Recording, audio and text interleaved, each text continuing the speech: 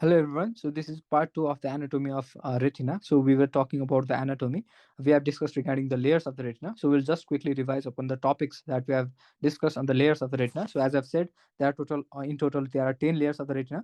So the first layer is the retinal pigment epithelium. So we can see this is the retinal pigment epithelium. So this layer is the retinal pigment epithelium, and just anterior to that there is layer of the rod and cones. And anterior to that there is an external limiting membrane. So this is our external limiting membrane. We can see this here. So just anterior to that, we can see there is a nucleus layer. So there are a lot of nucleus, and this nucleus are the nucleus of the rod and cone. So this is known as the outer nuclear layer. Just anterior to the outer nuclear layer, we can see a plexus. This is known as outer plexiform layer. So in this plexiform layer, we can see there is a plexus which is formed in between the axon of the from the axons of the rod and cones and from the bipolar cells as well. So this is known as the outer plexiform layer. So we can see a blue color cell. This is horizontal cell which are located within this outer nuclear. So which whose nucleus is located within the inner nuclear layer.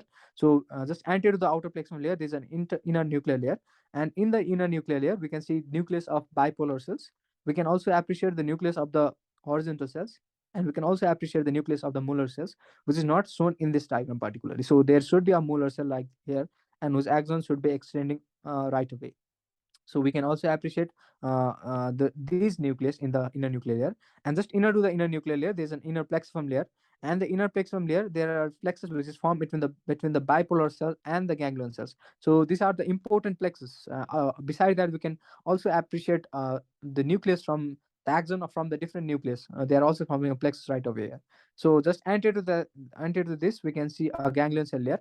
In the ganglion cell layer, we can see the nucleus of the ganglion cells, and just anterior to that, we can appreciate a nerve fiber layer, and just anterior to that there is internal limiting membrane. So रेटिनामा हामीले 10 वटा layer हेऱ्यौँ, जसमा retinol pigment epithelium हुन्छ, त्यसको भित्र rod and cons, त्यसको भित्र external limiting membrane, त्यसको भित्र आउटर न्युक्लियर लेयर, त्यसको भित्र चाहिँ हाम्रो प्लेक्सफर्म लेयर हुन्छ, outer plexiform. Just medial to that there is an inner nuclear layer, त्यसको अगाडि इनर प्लेक्सफर्म, त्यसको अगाडि ग्याङ्ग्लियन सेल लेयर, त्यसको अगाडि नर्भ फाइबर लेयर, त्यसको अगाडि इनर लिमिटिङ मेम्ब्रेन. मैले लास्ट भिडियोमा डायग्राम बनाएर नै देखाइदिएको थिएँ. हजुरले त्यो डायग्रामबाट पढ्नुभयो भने यो सब रट्नुपर्ने चाहिँ पर्दैन है. सो हामीले यहाँ डायग्राममा चाहिँ हामीले के जान्छौँ भने पिगमेन्ट इपिथेलियम छ. पिगमेन्ट इपिथेलियम मैले के भन्दा there is a tight junction है. So there is tight junction present in between the pigment epithelium cells. अनि यो टाइट जन्सनले के बनाइरहेको छ त भन्दाखेरि आउटर ब्लड रेटिनल ब्यारियर बनाइरहेको छ. यदि हाम्रो यो आउटर ब्लड रेटिनल ब्यारियरमा ब्रेकेज भयो भने then that will result in disease that no central serous retinopathy. So त्यो एउटा हुनसक्छ. The next layer is the rod and cones. Rod and cones भनेको हाम्रो फोटो रिसेप्टर लेयर भयो, जसमा चाहिँ हामीलाई के थाहा हुनुपर्छ भने देयर आर मल्टिपल रड्स है. सो हाम्रो सपोज यो रेटिना भयो भने रड चाहिँ हाम्रो कहाँ हुन्छ, पेरिफेरी सेन्ट्रल, मतलब यो चाहिँ मैले हजुरलाई भनेको थिएँ मिड पेरिफेरल र peripheral retina. So mid peripheral and the peripheral retina it will consist of mainly rods, and in the central part of the retina it will consist mainly of cones. So central part of the रेटिनामा चाहिँ हाम्रो के हुन्छ, cons हुन्छ है. So how it differentiate गरौँ न त रड एन्ड कोन्सलाई भन्दाखेरि रड्स आर मल्टिपल वेयर कोन्सहरू धेरै हुँदैन. सो रफली कोन्सहरू चाहिँ रफली 5 to 6 मिलियन जति होला भने रडहरू त 100 मिलियन जति हुन्छ होला है. कोन्सहरू मोस्टली सेन्ट्रलमा हुन्छ, वेराज रडहरू चाहिँ कहाँ हुन्छ, पेरिफेरली हुन्छ. कोनको डायमिटर चाहिँ slightly they are wider as compare to rods है. सो रडको डायमिटर अलिकति पातुलो हुन्छ. अर्को कुरा चाहिँ के जानुपर्छ भने rod is responsible for scotopic vision. So scotopic vision भनेको नाइट भिजनको लागि rods are responsible, whereas cones are responsible for daylight vision. So if there is any disorder of the cone रडको कुनै पनि डिसअर्डर भयो भने हाम्रो night vision hamper हुन्छ, जसलाई हामी नाइट ब्लाइन्डनेस भन्छौँ है. अनि वेराज कोनको डिसअर्डर भयो भने के हुन्छ भन्दाखेरि हाम्रो डे भिजन चाहिँ ह्याम्पर हुन्छ, जसलाई हामी ह्यामरलोपिया भनेर भन्छौँ है. सो हाम्रो निक्टालोपिया र हेमरलोपियाको बिचमा डिफ्रेन्सहरू हामीलाई थाहा हुनुपर्छ है. सो यो भयो हाम्रो एक्सटर्नल न्युक्लियर लेयर, जसमा हाम्रो रड एन्ड कोन छ है. वेराज देयर इज आउटर प्लेक्सफर्म लेयर, जसमा चाहिँ हामीले प्लेक्सस देखिरहेको छौँ, जसमा चाहिँ हाम्रो बाइपोलर सेल र ग्याङ्ग्लियन सेलको बिचमा प्लेक्सस फर्म भइरहेछ. अनि इनर न्युक्लियर लेयरमा हामीले यो बाइपोलर सेल देख्यौँ. कतिपय बुकहरूमा चाहिँ हाम्रो के छ भने बाइपोलर सेललाई चाहिँ फर्स्ट अर्डर न्युरन भनिन्छ, वेराज सेकेन्ड अर्डर न्युरन चाहिँ ग्याङ्ग्लियन सेललाई भनिन्छ, र थर्ड अर्डर न्युरन चाहिँ हाम्रो कसलाई भनिन्छ भन्दाखेरि ल्याटरल जेनिकुलेट बडीलाई भनिन्छ. यो चाहिँ हाम्रो प्रिभियस ओल्ड कन्सेप्ट थियो, जसले चाहिँ यो पाथवेलाई हामीले फर्स्ट अर्डर, सेकेन्ड अर्डर र थर्ड अर्डर न्युरनमा डिभाइड गरेको थियौँ. न्यू कन्सेप्टले के भन्छ भन्दाखेरि rod and cone itself they are the first order neuron. Bipolar सेललाई हामी सेकेन्ड अर्डर न्युरनमा हामी क्लासिफाई गर्छौँ. Ganglion cell are the third order neurons, whereas the neurons which are located in the lateral geniculate body, जहाँबाट हाम्रो optic रेडिएसनहरू आउँछ, they are considered as a fourth order neuron. So new कन्सेप्टले कतिवटा छ भनेर भन्दाखेरि there are 4 order neurons in the visual pathway भनेर भनिन्छ है। Just inner to that there is inner nuclear layer. Inner nuclear हामीले डिस्कस गऱ्यौँ भर्खरै होइन, जसमा हामीले बाइपोलर सेलहरू देख्यौँ। Inner to the inner nuclear हामीले इनर प्लेक्सम लेयर हेऱ्यौँ। प्लेक्सम लेयरको जस्ट भित्र हामीले ग्याङ्लियन सेल लेयर देख्यौँ। अनि यही ग्याङ्लियन सेल लेयरको एक्जनहरूले के बनाउँछ भन्दाखेरि अप्टिक नब बनाउँछ। अनि अप्टिक नब चाहिँ कहाँबाट एक्जिट गरिरहेछ भन्दाखेरि अप्टिक डिस्कबाट एक्जिट हुन्छ। अनि अप्टिक डिस्क त मैले अघि नै देखाइसकेँ। So this are optic disc. So optic डिस्कबाट हाम्रो के भइरहेछ भन्दाखेरि यो नर्भ फाइबरहरू सबै यहाँबाट एक्जिट गरिरहेछ क्या। And in this particular area हाम्रो रड एन्ड कोन्स चाहिँ एब्सोल्युटली एब्सेन्ट हुन्छ क्या। सो रड एन्ड कोन्स नभएको कारणले यो एरिया हामी के भन्छ भने एब्सोल्युट नेगेटिभ स्कोटोमा भनेर भन्छ क्या। किनभने यहाँ रड एन्ड कोन्स नै छैन भनेपछि के हुन्छ भने जतिसुकै लाइट देखाए पनि यता कुनै पनि भिजनको केही पनि बन्दैन क्या। सो त्यसलाई हामीले के भन्छ एब्सोल्युट। एब्सोल्युट किन भनेको भन्दाखेरि जतिसुकै इन्टेन्सिटी अफ लाइट देखाए पनि यो एरियाले लाइटलाई पर्सिभ गर्दैन। So it is called as absolute scotoma. अब एब्सोल्युटमा मैले नेगेटिभ किन भने, किनभने नेगेटिभ भनेको के हो, यसले ब्ल्याक स्पट केही देखाउने होइन कि, यसले देखाउने भनेको नल केही पनि देखाउँदैन, त्यसैले हामी भन्छौँ negative scotoma. So absolute negative scotoma भनेको हाम्रो यो अप्टिक डिस्क हो। सो पोजिटिभ स्कोटोमा कस्तो हुन्थ्यो त भन्दाखेरि they would look black in colour, जस्तै फ्लोटर्सहरू they are example of positive scotoma है। यो कुरा भयो। सो हामीले इनर प्लेक्सम लेयर पनि हेऱ्यौँ, ग्याङ्लियन सेल लेयर पनि हेऱ्यौँ, नर्भ फाइबर लेयर पनि हेऱ्यौँ, इनर लिमिटिङ मेमोरी पनि हेऱ्यौँ। A point of concern is that whenever we are focusing on the central part of the retina, so central part of the retina जहाँ हाम्रो चाहिँ phobia सेन्ट्रलिस छ त्यो एरियामा हामीले सबै लेयर्सहरू देख्दैनौँ क्या। As a made a diagram, जस्तै एउटा मैले डायग्राम बनाएँ। So this is our retinal pigment epithelium. त्यसको माथि रड एन्ड कोन्स हुन्छ। Suppose this a photo receptor layer, यहाँ न्युक्लियस भइहाल्यो, यसको यहाँ एक्सन भइहाल्यो, बाइपोलर सेल हुन्छ। बाइपोलर सेलको माथि चाहिँ हाम्रो के हुन्छ ग्याङ्लियन सेल लेयर हुन्छ। So this is how the layers are being oriented in the retina. अब यो त हाम्रो के भयो, सरी यो हाम्रो एउटा सिङ्गल लेयरमा प्रेजेन्ट छ क्या। Whereas if you focus on the fovea, फोबियातिर के हुन्छ भने यो लेयर्सहरू दे आर स्प्लेड अपार्ट, बाहिरतिर छर्केको हुन्छ क्या। अनि यो छर्केको कारण के हुन्छ भने हामीले जस्ट सेन्टरमा हुने सम लेयर्स 4 to 5 वटा लेयर्स मात्र देख्छौँ क्या। त्यसै कारणले फोबिया सेन्ट्रालिसमा they are not all the layers are not present in the fovea centralis. As you can see all the layers are not present in the fovea centralis. You can see there is a retinal pigment epithelium हामीले देखिरहेछौँ। पिगमेन्टको माथि हामीले के देखिरहेछौँ, कोन्सहरू देखिरहेछौँ, रडहरू देखिरहेछौँ। Specially यो एरियामा हामीले कोन्सहरू मात्र देखिरहेछौँ। अरू त्यसको भित्र हामीले न्युक्लियर लेयर मात्र देखिरहेछौँ, बाँकीको लेयर त छैन नि होइन। So as you can see in the fovea centralis when are focusing microscopically there is it is devoid of the layers, the inner layers of the retina, it is not present है। Actually के भइरहेछ भन्दा यही सब लेयरहरू के हो, they are being split apart, and because of which हाम्रो के देखिरहेछ भन्दाखेरि the fovea centralis it is devoid of all the layers. It only 4 to 5 layers are present in the fovea centralis. यो कुरा चाहिँ हामीलाई थाहा हुनुपर्छ क्या। So whenever the light is striking it is directly striking into the photo receptor layer, जस कारण चाहिँ यसले के हुन्छ भिजनलाई अझै प्रिसाइज बनाउँछ। अर्को यसमा भिजनको प्रिसिजन किन हुन्छ भन्दाखेरि हाम्रो कोनदेखि लिएर जुन बाइपोलर सेलको कम्युनिकेसन छ नि यो 1 to 1 कनेक्सन हुन्छ क्या। Because of the 1 to 1 connection यसले पनि के गराउँछ भिजनलाई अझै पनि सार्प बनाउँछ क्या। सो भिजुअल एक्विटीको मेन सेन्टर भनेको हाम्रो कोन हो। So cone is responsible for the sharpest vision, त्यसै कारणले यो इम्पोर्टेन्ट कन्सेप्ट हो। So this must be known है। सो यो त हाम्रो के भयो भन्दाखेरि now we have talk regarding the anatomy of the retina, so which we have also discuss in the previous video.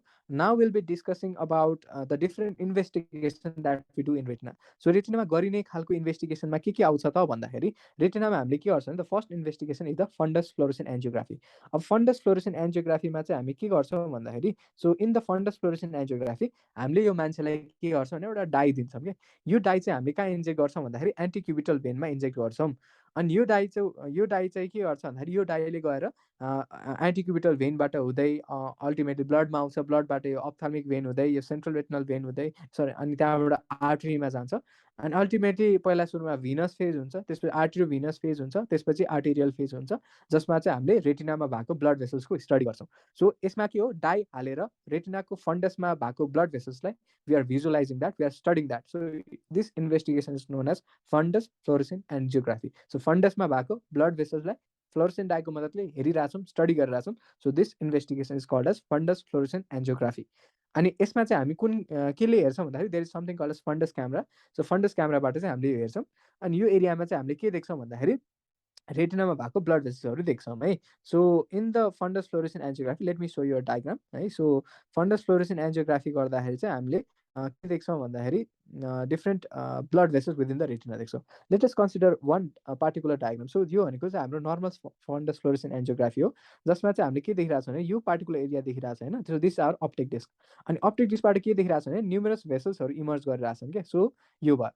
वेराज हामीले के हुन्छ टु डिस्क डायोप्टर हामी टेम्पोरली जाँदाखेरि हामीले के देख्छौँ नि म्याकुला लुटिया भेट्छौँ अनि म्याकुला लुटियामा as you can see this एरियामा के भइरहेछ भन्दाखेरि हाम्रो ब्लड भेसल्सहरू आएको छैन कि यहाँबाट एक्चुअलीमै ब्लड भेसल्सहरू they are absent so this condition this is known as foveal avascular zone भन्छ so the normal diameter of the foveal avascular zone is 500 micrometre this a very important value है यो हामी पछि गएर cystoid macular oedema clinically significant macular oedema भन्दाखेरि यही डायमिटरको हामी पछि कुरा गर्छौँ सो जस्ट रिमेम्बर दिस है सो के हो भन्दाखेरि फन्डस फ्लोरेसेन्ट एन्जियोग्राफी गरेर हामी ब्लड भेसललाई स्टडी गर्छौँ so in the blood vessels we as we are going to stain the blood vessel through a डाइबलाई हामीले के हो फन्डस क्यामेराबाट हेर्छौँ हेर्दाखेरि हामीले के देख्छौँ ब्लड भेसल देख्छौँ the normal pattern of the blood vessel is shown in this diagram है so as you can see अब के हुन्छ फन्डस फ्लोरेसेन्ट एन्जियोग्राफीबाट हामीले के पत्ता लगाउँछ त हामीले भास्कुलर प्याथोलोजिजहरू पत्ता लगाउँछ क्या so if you are doing fundus fluorescent angiography there are two possibilities either त्यहाँ के हुन्छ अल्टिमेटली हामीले हेर्ने हो dye within the blood vessels है so dye within blood vessels हामीले हेर्ने हो के हुन्छ दुईवटा कुरा हुनसक्छ क्या कि त डाई बढी देखिन्छ कि त डाई कम हुन्छ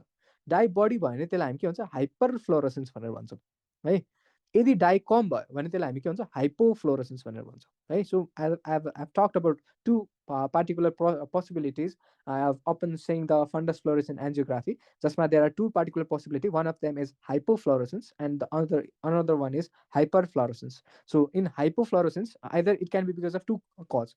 Either it will be because of capillary blockage, or it will be because of any exudate or hemorrhage that it is which is blocking the view. So there hypofluorescence भनेको दुई कारणले हुन सक्छ कि त क्यापिलरी नै block भएर हुन सक्छ कि त केही एक्जुडेट अथवा हेमोरेजहरूले त्यो भ्यूलाई ब्लक गरेर हामीले त्यो डाईलाई कम देख्न सक्छौँ सो त्यसलाई हामी भन्छौँ हाइपोफ्लोरेसेन्स सो हाइपोफ्लोरेसेन्सको एउटा इक्जाम्पल हो capillary non perfusion whereas block फ्लोरेसेन्सको इक्जाम्पल हो एनी हेमोरेज एनी एक्जुडेट त्यसलाई चाहिँ हामी ब्लक फ्लोरेसेन्समा इन्क्लुड गर्छौँ so the next disorder is hyperfluorescence hyperfluorescence भनेको के हो भन्दाखेरि चाहिने भन्दा डाई बढी देखिरहेको छ जस्तै अघि मैले यो डायग्राममा देखाएँ नि हेर त डाई कति धेरै देखिरहेछ नि होइन as compare to this diagram हामीले यो डायग्राममा के देखिरहेको छौँ हाइपरफ्लोरेसेन्स देखिरहेको छौँ क्या सो हाइपरफ्लोरेसेन्स भनेको के हुनसक्छ it is because of two things है कि त हजुरको लिकेज बढी भएर हुनसक्छ कि त रेटिनल पिगमेन्ट एपिथेलियममा डिफेक्ट भएर हुनसक्छ so let me understand this point है so as of said we are talking about hyperfluorescence so hyperfluorescence चाहिँ दुई किसिमले हुनसक्छ as of said it can be because of either there is increase leakage so leakage बढी भएर fluorescence बढी देखेको हुनसक्छ कि त if there is RPE atrophy so as of said suppose यो रेटिनल पिगमेन्ट एपिथेलियम हो यसको पछाडि चाहिँ हामी के देखिरहेको छौँ कोरेड देखिरहेको छौँ अल्टिमेटली कोरेडमा के हुन्छ कोरियो क्यापिलरिज हुन्छ कुनै मान्छेमा अब यदि हामीले हेर्ने त यहाँबाट हो होइन आँखा त हामीले यहाँबाट हामी हेरिरहेको छौँ हेर्दाखेरि हामी के देख्छौँ भन्दा रेटिनल पिगमेन्ट एपिथेलियमबाट हेर्छौँ कुनै मान्छेमा यदि यही पिगमेन्ट एपिथेलियमको एट्रोफी भयो भने हामीले के भन्छ अन्डरलाइन कोरोडल भास्कुलेचरलाई अझै राम्ररी देख्छौँ कि so that will also manifest with hyperfluorescence है so hyperfluorescence is because of two causes either it is because of leakage or it is because of RPE atrophy अब हाइपरफ्लोरेसेन्स दुइटैमा हुन्छ हाउ वुड यु डिफ्रेन्सिएट है so if the fluorescence is gradually increasing है then it is because of leakage. If the fluorescence is already much and it is not increasing furthermore, then it is because of RPE atrophy. So this is about the hyperfluorescence defect. Right? So how do we differentiate? As I've said, if it keeps on increasing in size, then it is because of leakage. If it is constant in size, then it is because of your RPE defect. So one of the investigation was fundus fluorescent angiography. We have studied about it. है अब के भन्दाखेरि fundus fluorescent angiography it is not particularly bound to any plasma protein. So if you are staining a retina through the fundus fluorescent angiography, then the stain will not last forever. It will easily washed out. It will easily get washed out. So there is an arterial phase, there is arteriovenous phase, and there is a venous phase. त्यही कारणले चाहिँ के हुन्छ भने त्यो stain चाहिँ त्यही एरियामा रहिरहँदैन त्यसै कारणले कोरेडमा भएको ब्लड भेसललाई हामीले फन्डस फ्लोरेसेन्ट एन्जियोग्राफीबाट गरेर हेर्न सक्दैनौँ सो के गर्ने त कोरेडलाई कसरी हेर्ने त भन्दाखेरि कोरेडलाई हेर्नलाई हामीले यस्तो डाई युज गर्नुपर्छ जसले चाहिँ प्लाज्मा प्रोटिनसँग बााउन्ड होस् अनि त्यो कोरोडल भास्कुलेचरमा गएर बसिराखोस् सो त्यस्तो खालको डाई हो हाम्रो इन्डोसाइनिन डाई सो हामीले कोरोडलाई स्टेन गर्नलाई कुन डाई युज गर्छौँ त हामी भन्दाखेरि indocyanine green angiography is use for choroid है so ICG angiography the dye that is indocyanine green dye is 98% bound to the plasma protein and it will stay within the capillaries within the choroid त्यसै कारणले चाहिँ के हुन्छ it will stay for a longer time and it will help us to study the choroid so the next investigation we have already studied is indocyanine green angiography ठिक छ अनि त्यो हेर्नलाई हामी के गर्छौँ भन्दाखेरि स्क्यानिङ लेजर अप्थाल्मोस्कोप चाहिँ युज गर्छौँ So the third investigation is the fundus autofluorescence. So fundus autofluorescence भनेको के हो भन्दाखेरि अघि हामीले के कुरा गऱ्यौँ, हामीले डाई हालेर रेटिना भएको ब्लड भेसल्सहरूलाई स्टेन गऱ्यौँ. द नेक्स्ट इन्भेस्टिगेसन वाज हामीले जसमा डाई युज गर्यो त्यो डाई चाहिँ प्लाज्मा प्रोटिनसँगै बााउन्ड भएर कोरोडमा भएको भेसल्सहरूलाई त्यसले स्टेन गर्यो. अब हामीले यस्तो इन्भेस्टिगेसन गरिरहेको छौँ जसमा चाहिँ हामीले डाई युज गरि नै रहेको छैनौँ क्या. त्यो चाहिँ किन डाई युज गरिरहेको छैनौँ भन्दाखेरि किनभने कुनै डिजिजहरू रेटिनामा भएको कुनै डिस्ट्रफिक डिजिजहरूमा चाहिँ के हुन्छ भने हाम्रो लाइपोफिसियन बन्न थाल्छ क्या. अनि यो लाइपोफिसियन आफैमा स्टेन भएर देखिन्छ क्या. सो त्यसलाई हामी भन्छ fundus autofluorescence. So fundus autofluorescence it is that investigation where no dye is use.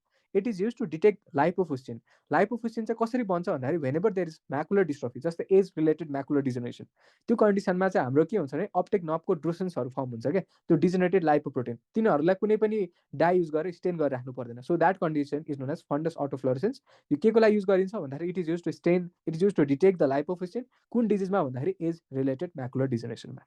So this is the third investigation. The fourth investigation that we are going to talk is optical coherence tomography. यो एकदमै important investigation हो. It is based on laser interferometry. अनि यसमा चाहिँ हामीले multiple layers of the retina हेर्छौँ. So we are able to appreciate the cross section of the retina. यसमा चाहिँ हामीले के गर्छौँ भने साउन्ड वेभ युज गर्दैनौँ, यसमा हामीले युज गर्ने हो लाइट वेभ. त्यसै कारणले यो इन्भेस्टिगेसन गर्नलाई we need a optically clear media. So optically clear media छैन भने we cannot perform this investigation. So in optical coherence tomography we are able to appreciate different cross section of the retina, and in the different cross section of the retina we can see in this particular diagram हामीले यो retinal pigment epithelium देखिरहेको छौँ. just anterior to that we can appreciate there is an external limiting membrane यो एरियामा देखिरहेको छौँ है. we can appreciate multiple layers. there is outer nuclear layer, outer plexum layer छ, हाम्रो inner nuclear layer छ, अनि त्यसपछि inner plexum layer छ, and multiple layers can be appreciated in this particular diagram है. but in particular हामीले यसमा के हेरेको छौँ एनी प्याथोलोजिसहरू जस्तै सिस्टर म्याकुलर एडिमाहरूमा के हुनसक्छ त्योहरू हामीले एप्रिसिएट गर्छौँ कि. जस्तै इन दिस पार्टिकुलर डायग्राम हामीले हेऱ्यौँ भने यहाँ के देखिरहेको छ एउटा यो डिप देखिरहेको छ नि यो एरियामा. So in this point we can see a dip है. सो हामीले त डिप त्यो चाहिँ एप्रिसिएट गरिरहेको छौँ. सो कुनै कन्डिसन जसमा चाहिँ सेन्ट्रल रेटिनामा फ्लुइड जमा भयो जस्तै सेन्ट्रल सेरस रेटिनोप्याथी, त्यसमा हामीले के यो नर्मल फोबियल रिफ्लेक्स चाहिँ हामीले एब्सेन्ट देख्छौँ कि. Otherwise certain disease like cystoid macular oedema त्यसमा हामीले multiple cystic spaces filled with fluid देख्छौँ. So optical coherence tomography is a very important investigation to particularly look out for the different pathologies with the retina, particularly central serous retinopathy and cystoid macular edema. अर्को हुन्छ absolute grid test. So absolute grid test भनेको कुनै पनि particular किसिमको investigation त होइन, but it is particularly important test. So it is a subjective test. भनेको के हो पेसेन्ट आफै बोल्छ यसमा. सो यसमा चाहिँ हामीले के दिन्छौँ भने एउटा पेसेन्टलाई एउटा ग्रिड चार्ट दिन्छौँ. त्यो चार्टमा चाहिँ मल्टिपल स्क्वायर हुन्छ क्या, रफली 400वटा स्क्वायर हुन्छ. So in this chart there are 400 squares and each square is having an equal size. They are all achieving equal size and it will have a central point. So हामीले यसमा एउटा chart दिएको छौँ जसमा multiple grid हुन्छ, त्यसमा multiple स्क्वेयर्सहरू हुन्छ. Each square चाहिँ के हुन्छ भने त्यसको साइज चाहिँ इक्वल हुन्छ अनि त्यसको सेन्टरमा चाहिँ एउटा पोइन्ट हुन्छ है. अनि यो मान्छेले हामीलाई के यो मान्छेलाई हामीले ग्रिड दिएर पठाउँछौँ अनि उसले यो ग्रिडलाई हेर्दाखेरि हामीले यसमा मल्टिपल कुरा हेर्छौँ. उसले त्यो पोइन्ट कस्तो देखिरहेछ, उसले त्यो स्क्वायरहरू कस्तो देखिरहेछ, सेप कस्तो छ, साइज कस्तो छ, त्योहरू एप्रिसिएट गर्न भन्छौँ क्या. सो यहाँबाट हामीले के देख्छ भन्दाखेरि इनकेस उसले त्यो डिस्टोर्सन देखिरहेछ कि छैन. इनकेस उसले डिस्टोर्सन देखिरहेछ भनेपछि त्यसलाई हामी के भन्छौँ भन्दाखेरि मेटामर्फोप्सिया भनेर भन्छौँ. So if the person is appreciating any distortion it is called as metamorphopsia है. So that is a distortion of image. यदि उसले स्क्वायर चाहिने भन्दा सानो देखिरहेछ so it is called as micropsia. यदि उसले स्क्वायरहरू चाहिने भन्दा ठुलो देखिरहेछ it is called as macropsia. So यो पनि हामीले के गर्न सक्छौँ भने यो एब्सोल्युट ग्रिडबाट डिटेक्ट गर्न सक्छ क्या. सो एनी म्याकुलर प्याथोलोजिजहरूमा there is certain symptoms like metamorphopsia, micropsia, macropsia. So त्यो कन्डिसनमा उसको एक्चुअली इम्प्रुभमेन्ट भइरहेछ कि छैन. फर फलोअप फेसिलिटिज हामीले उसलाई के दिएर पठाउँछौँ त एब्सोल्युट ग्रिड चार्ट दिएर पठाउँछौँ. So this is importance of absolute grid chart. अर्को हुन्छ photo stress test. So this are sixth investigation that will we are going to perform on the retina. So it is based on the dark adaptation. So हामीलाई थाहा छ dark adaptation भनेको के हो भन्दाखेरि यदि कुनै पनि मान्छेलाई हामीले डार्क रुममा राख्यौँ, डार्क रुममा राखिसक्दाखेरि के हुन्छ भन्दाखेरि उसको रड्सहरू sorry not like that, sorry my mistake. यसमा चाहिँ के हुन्छ भने हामीले एउटा पेसेन्टलाई ब्राइट रुममा राख्छौँ. ब्राइट रुममा राखिसकेपछि के हुन्छ भने उसको रडहरू त्यति राम्रो एक्टिभेट भएको हुँदैन, कर्न्सहरूले धेरै राम्रो काम गरिरहेको हुन्छ. After putting the person in the bright room we save the person in the dark room. So in the dark room उसलाई चाहिँ के गर्छ भने हामीले डार्क रुममा पठाइसकेपछि उसले चाहिँ there are certain time interval जसमा चाहिँ उसले त्यति राम्रो देख्दैन क्या. आफ्टर सर्टेन टाइम उसले चाहिँ थिङ्सहरूलाई राम्रो क्लियर देख्न थाल्छ because there is something called as dark adaptation.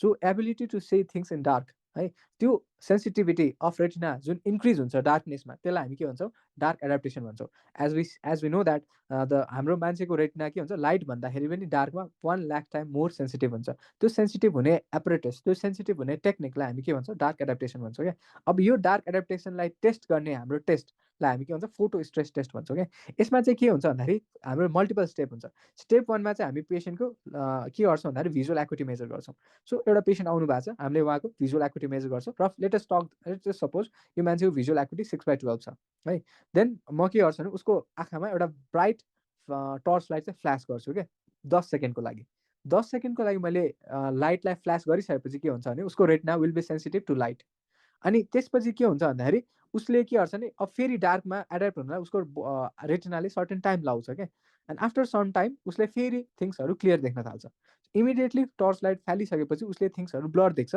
After some time उसको डार्क एडाप्टेसन फेरि बिगिन हुन्छ अनि जस कारणले चाहिँ उसले फेरि थिङ्सहरूलाई राम्रै देख्न थाल्छ क्या सो यो टेस्टलाई हामी भन्छौँ फोटो स्ट्रेस टेस्ट सो यसमा के गर्छ एउटा पेसेन्ट आउनुभयो भिजुअल एकुटी मेजर गरेँ गरिसकेपछि मैले के गर्छु टर्च लाइट फ्ल्यास गर्छु फ्ल्यास गरिसकेपछि के गर्छ भने उसलाई फेरि चार्ट पढ्न लाउँछु उसले त्यो चार्ट राम्ररी पढ्न सक्दैन बट आफ्टर सम टाइम उसले त्यो चार्ट फेरि राम्ररी पढ्न सक्छ इसिआर चार्टलाई ठिक छ त्यो टाइमलाई हामी मेजर गर्छौँ in the photo stress test normal मान्छेको फोटो स्ट्रेस टेस्टमा up to 30 second is normal 30 second dark adaptation maintain गर्नु टाइम लाउनु इज नर्मल के the normal value is 15 to 30 second if a person is taking a time more than 50 second then probably there has been a macular lesion यदि कुनै मान्छेको optic नर्ममा lesion छ भने photo stress test will be negative it will be absolutely normal किनभने optic nerve is form from the ganglion cells अनि हाम्रो यो फोटो स्ट्रेसमा हामी के हेरिरहेको छौँ रड एन्ड कन्सलाई हेरिरहेको छौँ क्या सो रड एन्ड कोन कहाँ छ त they are the first order neurons whereas ganglion cell is third order neuron त्यसै कारणले चाहिँ अप्टिक नर्भ लिजनहरूमा it is absolutely normal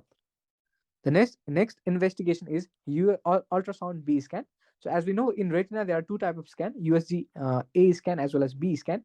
A बाट चाहिँ हामीले के गर्छ axial length measure गर्छौँ whereas B बाट चाहिँ हामीले behind the lens के apparatus छ त त्यो हेर्छौँ सो USG B स्क्यानबाट हामीले के गर्छौँ रेटिनोब्लास्टोमालाई हामी डिटेक्ट गर्न सक्छौँ यसमा चाहिँ हामी अल्ट्रासाउन्ड गर्छौँ आँखामा अनि behind the in the posterior segment of eye if we look for any pathologies जस्तै त्यसमा कुनै पनि रेटिनल डिट्याचमेन्ट भएको छ कि अथवा त्यसमा के किसिमको रेटिनोब्लास्टोमा अथवा ट्युमरको ग्रोथहरू भएको छ कि भनेर हामीले अल्ट्रासाउन्ड बी स्क्यानबाट हेर्छौँ so we have talked about different investigation so in total we have talked about the 7 investigation that we do in the retina the first one was fundus fluorescent angiography जसमा मैले hyperfluorescence र hypofluorescence को कुरा गरेँ सेकेन्डमा to stain the choroid we talk about indocyanine green angiography मैले के भने it is plasma protein bound so it is staining the choroid for a longer time the third investigation जसमा कुनै पनि स्टेनै चाहिँदैन थियो that was known as fundus autofluorescence so fundus autofluorescence it is usually done for ARMD जसमा चाहिँ हामी लाइपोफुस्टिनको लागि detect गर्छौँ the fourth investigation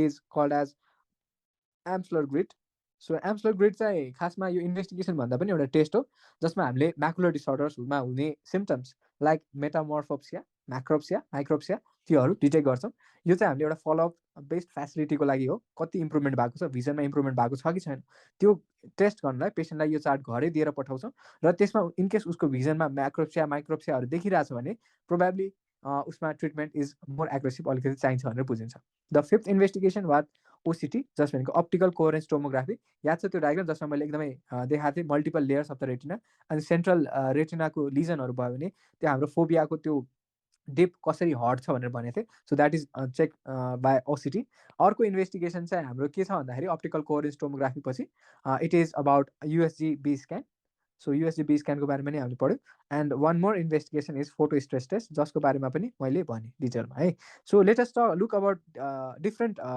funds fluorescent एन्जियोग्राफीको डायग्रामहरू हेरौँ है so this is normal fluorescence यसमा चाहिँ हामी के देखिरहेको छौँ हाइपर फ्लोरेसेन्स देखिरहेछौँ है सो अर्कोमा पनि के देखिरहेको छ यसमा पनि हामीले हाइपर फ्लोरेसेन्ट एरियाजहरू देखिरहेको छौँ प्रोभाब्ली यो लिकेजहरूको कारणले भएको हो कि त्यो टेस्ट कसरी गर्ने भन्दाखेरि let's just wait for some time यदि यो लिकेज बढिरहेछ भने probably it is because of the leakages यदि यो हाइपर फ्लोरेसेन्स कन्सटेन्ट नै छ भनेपछि probably it is because of retinal pigment deficiency atrophy त्यसको कारणले पनि हुनसक्छ सो योहरू भयो होइन so leakage of the dye we can see there is a leakage of dye into different एरियाजहरूमा देखिरहेको छौँ। सो यो भनेको यो त यसमा चाहिँ एब्सोल्युट नर्मल छ। यो डायग्राममा हामीले हेऱ्यौँ भने के देख्छौँ भने there is a leakage of dye into the macula. So हेर म्याकुलामा डाई लिक भइरहेछ। नेक्स्ट इन्भेस्टिगेसन हामीले कुराहरू इन्डोसाइनिन ग्रिन एन्जियोग्राफी। यसले चाहिँ हाम्रो के हुन्छ बेटर रिटेन्सन हुन्छ किनभने यसको प्लाज्मा प्रोटिन बाउन्डिङ क्यापेसिटी 98% हुन्छ। त्यसै कारणले चाहिँ यो हामीले हेर्न सक्छौँ। अर्को चाहिँ बी स्क्यान हुन्छ। बी स्क्यानबाट चाहिँ हामीले रेटिनाको पोस्टर सेगमेन्ट मतलब सरी आईको पोस्टर सेगमेन्टमा हामीले डिफ्रेन्ट स्ट्रक्चर देख्छौँ। सो यो नर्मल लेन्स भयो। लेन्सको पछाडिको सबै स्ट्रक्चरहरू हामीले बी स्क्यानबाट हेरिरहेछौँ होइन। अब let's just see in this dye हेर त यहाँबाट के भइरहेछ भन्दा रेटिनल डिट्याचमेन्ट देखिरहेछौँ। वी क्यान अल्सो सी यहाँबाट अलिकति भिट्रस हेमरेज पनि देखिरहेछ होइन। यदि यहाँबाटै यदि स्वेलिङहरू आएको भए यो हाम्रो के हुन्थ्यो रेटिनोब्लास्टोमा पनि हुन्थ्यो। So retinoblastoma vitreous haemorrhage retinal डिट्याचमेन्टहरू युएसजी बी स्क्यानबाट हामीले डिटेक्ट गर्न सक्छौँ। यो एउटा पार्टिकुलर डायग्राम हो ओसिटी स्क्यानको जसमा चाहिँ हामीले नर्मली यो डिप देखिरहेछौँ है। अब यो ओसिटी स्क्यान भनेको चाहिँ हाम्रो एकदम इन्भेस्टिगेसन अफ चोइस हो सेरस रेटिनल डिट्याचमेन्टको लागि, अर्को सेन्ट्रल सेरस रेटिनोप्याथीको लागि, म्याकुलर इडिमाको लागि, सिस्टर म्याकुलर इडिमाको लागि होइन, तिनीहरूको लागि एकदम इम्पोर्टेन्ट हो। अनि एउटा अझै इन्भेस्टिगेसन बाँकी छ द्याट इज इलेक्ट्रोरेटिनोग्राफी। अब इलेक्ट्रोरेटिनोग्राफी भनेको एउटा अर्को इन्भेस्टिगेसन हो जसमा चाहिँ हामीले एक्सन पोटेन्सियल रेकर्ड गर्छौँ। जसमा चाहिँ मल्टिपल वेभ्सहरू देख्छौँ। जसमा चाहिँ हामीले चाहिँ ए वेभ, बी वेभ र सी वेभ देख्छौँ। यो ए वेभ भनेको एउटा नेगेटिभ वेभ हो। बी वेभ र सी वेभ चाहिँ पोजिटिभ वेभ हो। जसमा बी भनेको हाइली पोजिटिभ वेभ हो अनि सी भनेको स्लाइटली पोजिटिभ वेभ हो। A wave it is generated by the photo receptors. So यसले नेगेटिभ पोटेन्सियल मात्र जेनेरेट गर्छ। एज वी नो फोटो रिसेप्टरहरूले के गर्छ त यसमा चाहिँ डिप हाइपर पोलराइजेसन भएपछि मात्रै यसले स्टिमुलेट हुन्छ नि त। त्यसै कारणले चाहिँ यो A wave is a negative wave. whereas B wave it is generated by the Muller cells and it is conducted by the bipolar cell, whereas C wave it is because of the retinal pigment epithelium. अब हाम्रो चाहिँ के हुन्छ भन्दाखेरि flat इआरजी कुन डिजिजमा देखिन्छ त्योहरू सोध्न सक्छ। डिफ्रेन्ट प्याटर्न अफ इआरजीहरू हामीले सब्सिक्वेन्ट डिजिजहरूमा पढ्छौँ है। So one of the important investigation is electroretinography. So हामीले ए वेभ, बी वेभ र सी वेभको बारेमा थाहा हुनुपर्छ। जस्तै स्किमिक सिआरबिओमा चाहिँ बी वेभ एब्सेन्ट हुन्छ है, त्यसरी जान्नु पर्यो। नेगेटिभ इआरजी चाहिँ हामीले के हुन्छ सिडेरोसिसमा देख्छौँ। सो मल्टिपल डिजिजमा चाहिँ हाम्रो इलेक्ट्रोरेटिनोग्राफीमा के चेन्ज आउँछ त्यो पनि हामीलाई इम्पोर्टेन्ट हुन्छ जान्नलाई। अर्को हाम्रो हुन्छ इलेक्ट्रोअकुलोग्राफी। इलेक्ट्रोअकुलोग्राफीले चाहिँ it will represent the resting memory potential of the macula and it will also represent the activity of the retinal pigment epithelium. So यसमा चाहिँ के हुन्छ भने आउटर रेटिनामा भएको फोटो रिसेप्टर र रेटिनल पिगमेन्ट इपिथेलियमकोमा भएको एरियालाई चाहिँ हामी मेजर गरिरहेछौँ। जसमा चाहिँ हामी पछि गएर आर्डेन्स रेसियोको कुरा गर्छौँ। अब आर्डेन्स रेसियो भनेको चाहिँ के हो भन्दाखेरि लाइट पिक अपन डार्क ट्रफ है। सो पिक भनेको कुनै पनि वेभमा यस्तो वेभ हुन्छ है। सो जसमा एउटा पिक हुन्छ र अर्को नेगेटिभ वेभ हुन्छ। अब हामीले लाइट देखाइसकेपछि के हो वेभ विल बी पोजिटिभ। डार्कमा वेभ के हुन्छ नेगेटिभ। सो म्याक्सिमम लाइटमा कतिको म्याक्सिमम पिक अचिभ हुन्छ त्यसलाई हामी लाइट पिक भन्छौँ। र डार्कमा लगिसकेपछि कतिको डिप्रेसनसम्म अचिभ हुन्छ त्यसलाई हामी डार्क ट्रफ भनेर भन्छौँ। त्यसको रेसियोलाई हामी आर्डेन्स रेसियो भनेर भन्छौँ। नर्मल आर्डेन्स रेसियो चाहिँ 1.85% जतिको हुन्छ।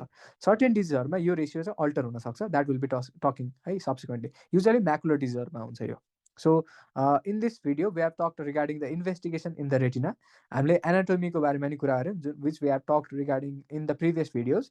So you must know different investigation in the retina particularly the 8 important investigation जसमा फन्डस फ्लोरेसेन्ट एन्जियोग्राफी जसमा हाइपर र हाइपोफ्लोरेसेन्सको बारेमा थाहा हुनुपर्छ। Next is indocyanine green angiography. Third is fundus autofluorescence. Fourth is OCT. ओसिटी is a very important investigation, यो त जान्नै पर्ने इन्भेस्टिगेसन हो। अर्को फिफ्थ इज इलेक्ट्रोरेटिनोग्राफी। सिक्स भनेको चाहिँ हाम्रो एम्स्लर ग्रिड हो। अर्को भनेको फोटो स्ट्रेस टेस्ट हो। अर्को युएससी बी स्क्यान हो।